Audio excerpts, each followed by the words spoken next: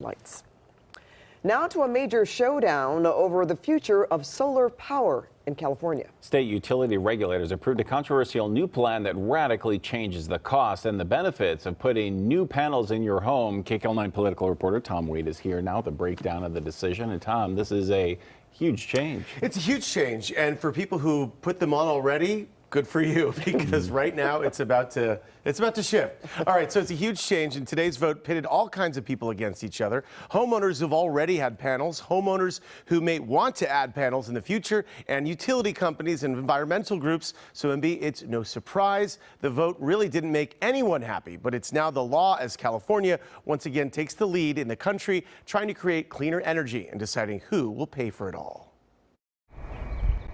In Bell Canyon, solar panels are soaking up the sun and likely saving homeowners here a massive amount of money. But will going solar burn out after a vote Thursday by the California Public Utilities Commission? This proposed decision is a heavy one that many people and coalitions have come together or split apart around.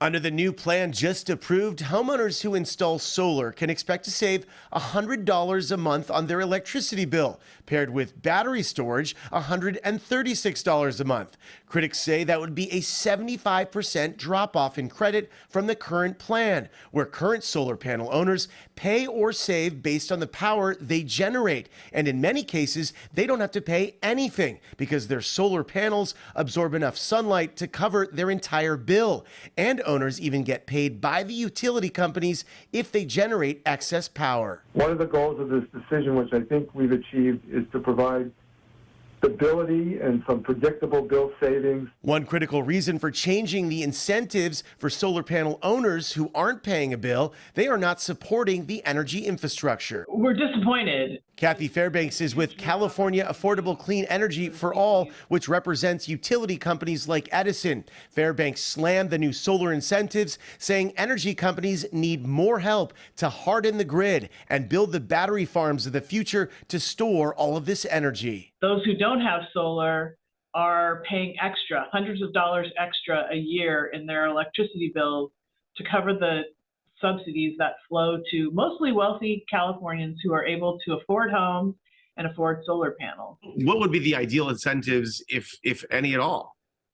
We didn't, our coalition didn't back any one solution. What we were advocating for to the CPUC was, we know we've got this $4 billion a year cost shift. That is, we've got 1.5 million customers right now who have rooftop solar, and the tab that they're not paying is $4 billion a year. Critics of the new incentives say without the right plan, fewer people will be putting solar on their roofs. There's incredible cost savings when you take advantage of the existing built environment. Right, we've already built the buildings. We're just putting solar panels on the roofs instead of having to acquire new land, build large-scale new facilities. We reached out to several solar panel companies about this major policy change, but did not hear back. This change takes effect in April, and if you already have panels, nothing will impact you. And again, the reason why the utility companies say they need to do this is to power the grid, to create more battery farms, etc. We'll see what happens between now and April. Yeah, we'll see if there's a run on the panels or not. It's going to be busy. Good story. Good follow-up, too. Thanks, Pat. Thanks, Tom. Well, with the concerns of a Christmas COVID surge,